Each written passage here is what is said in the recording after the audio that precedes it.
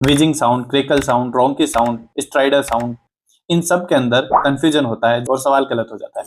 नहीं पता होता है हाई पिच कौन सी है, लो पिच कौन सी है। आ जाओ, आज मैं कंफ्यूजन दूर करता हूँ पूरा। सो बहुत ही आसान भाषा में मैं समझाता हूँ ये सब क्या है।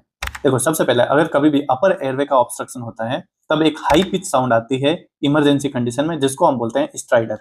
यानी ये हाई पिच है और अपर एयरवे ऑब्स्ट्रक्शन पे आती है। सेकंड नंबर पे है एक और साउंड जिसको हम बोलते हैं व्हीजिंग साउंड, जो सब जानते हैं अस्थमा के अंदर आती है, स्मॉल एयरवे के अंदर ऑब्स्ट्रक्शन के कारण। ये भी हाई पिच साउंड है, यानी कि ये हो गया स्ट्राइडर और व्हीजिंग।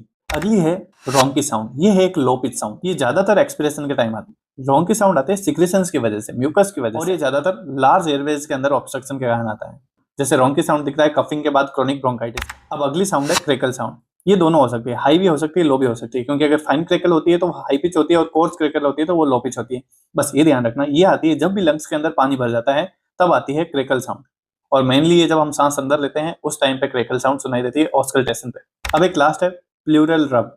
प्लूरल रब तब दिखती है जब भी प्लूरा का इन्फ्लामेशन होता है। अगर आपके एग्जाम में कभी भी किसी भी क्वेश्चन में ये बोलते हैं डिमिनिश्ड ब्रेथ साउंड या फिर या पर्टिकुलर लंग्स में से कोई साउंड नहीं आ रही है, तो इसका एक ही रीजन होता है, न्यूमोथोरेक्स। अगर राइट साइड से नहीं आ रही तो right side pneumothorax, left side से नहीं आ रही लेफ्ट साइड न्यूमोथोरेक्स। और इन सारी लंग साउंड के अच्छे से नोट्स चाहिए तो कमेंट कर दीजिए लंग्स। टेलीग्राम चैनल की लिंक आपके डीएम बॉक्स में पहुंच जाएगी, वहां जाकर के आप सारे नोट्स डाउनलोड कर सकते हो। फॉलो करिए nursing explorer for more content like this.